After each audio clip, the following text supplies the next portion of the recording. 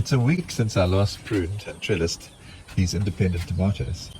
And oh my goodness, look at this huge growth in that very short time. What is going on over here? The first tomato of the early girl variety. On the early girl variety, there are not only little tomatoes, but there are flowers and buds everywhere. But also, look at those suckers. There are suckers galore.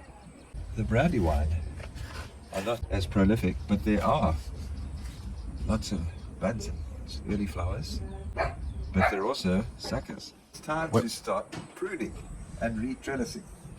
I'll start with these early girl varieties. The first thing I'm going to do is update the trellis.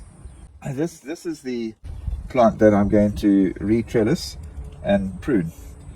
But before then, I'm going to remove this leaf from this Brandywine tomato because it's getting in the way, and one of the things that we want to do is to ensure that we have plenty of air around the plants, and this is getting in the way, so I'm going to take it off.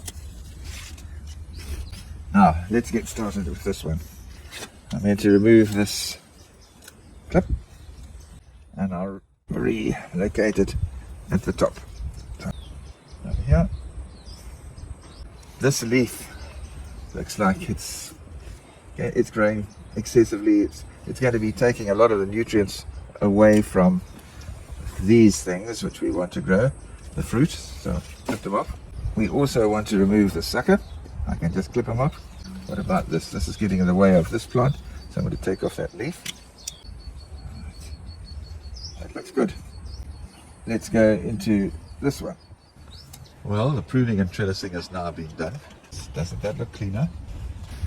And they are flowering. There's little tomatoes which are starting to grow.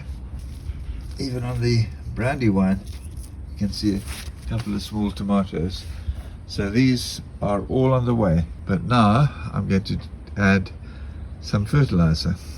This raised bed is 8 years old. It has been developed using the Vogelkultuur method. And what that is it uses old logs, twigs, grass, which break down over the years and topped up each year, because as they break down it subsides.